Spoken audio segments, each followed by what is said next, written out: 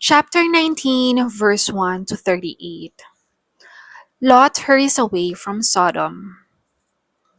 That evening, the two angels came to the entrance of the city of Sodom, and Lot was sitting there as they arrived. When he saw them, he stood up to meet them and welcomed them. Sirs, he said, come to my home as my guests for the night. You can get up as early as you like and be on your way again. Oh no, thanks, they said. We'll just stretch out here along the street. But he was very urgent, until at last they went home with him, and he set a great feast before them, complete with freshly baked unleavened bread. After the meal, as they were preparing to retire for the night, the men of the city, yes, Sodomites, young and old from all over the city, surrounded the house and shouted to Lot, bring out these men to us so we can rape them. Lot stepped outside to talk to them, shutting the door behind him. Please, fellows, he begged, don't do such a wicked thing. Look, I have two virgin daughters, and I'll surrender them to you to do with as you wish. But leave these men alone, for they are under my protection.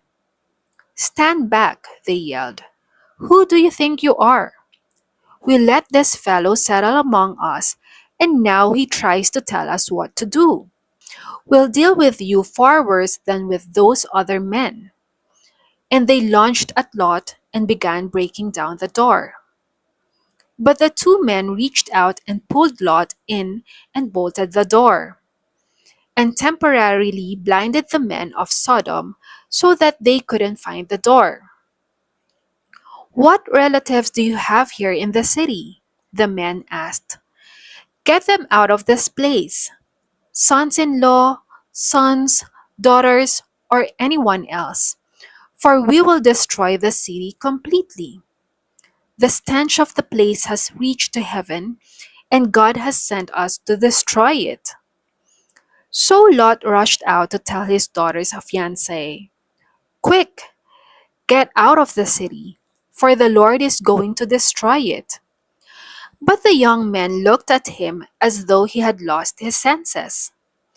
At dawn the next morning, the angels became urgent. Hurry, they said to Lot. Take your wife and your two daughters who are here and get out while you can, or you will be caught in the destruction of the city. When Lot still hesitated, the angels seized his hand and the hands of his wife and two daughters and rushed them to safety outside the city, for the Lord was merciful. Flee for your lives, the angels told him, and don't look back. Escape to the mountains. Don't stay down here on the plain or you will die. Oh no, sirs, please, Lot begged. Since you've been so kind to me and saved my life, and you've granted me such mercy, let me flee to that little village over there instead of into the mountains, for I fear disaster in the mountain. See, the village is close by, and it is just a small one. Please, please let me go there instead. Don't you see how small it is? And my life will be saved.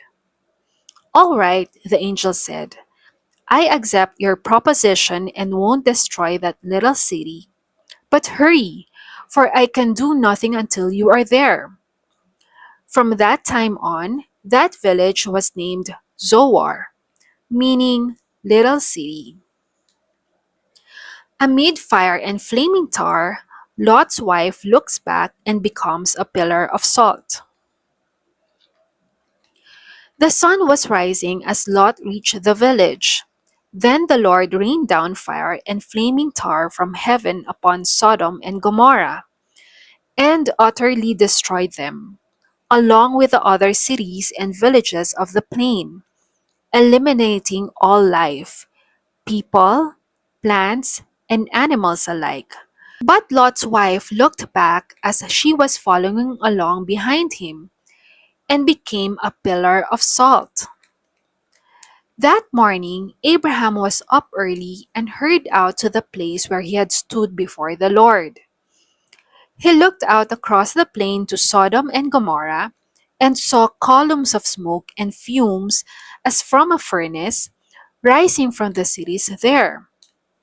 So God heeded Abram's plea and kept Lot safe, removing him from the maelstrom of death that engulfs the cities. Afterwards, Lot left Zoar, fearful of the people there, and went to live in a cave in the mountains with his two daughters.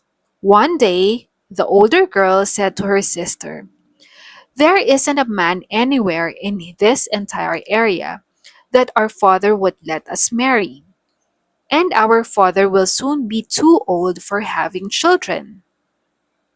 Come, let's fill him with wine, and then we will sleep with him, so that our clan will not come to an end." So they got him drunk that night, and the older girl went in and had sexual intercourse with her father. But he was unaware of her lying down or getting up again. The next morning, she said to her younger sister, "I slept with my father last night. Let's fill him with wine again tonight, and you go in and lie with him, so that our family line will continue." So they got him drunk again that night, and the younger girl went in and lay with him. And, as before, he didn't know that anyone was there. And so it was that both girls became pregnant from their father. The older girl's baby was named Moab. He became the ancestor of the nation of the Moabites. The name of the younger girl's baby was Ben-Ammi. He became the ancestor of the nation of the Ammonites. I'll leave these questions with you. Kindly share your thoughts and comment below.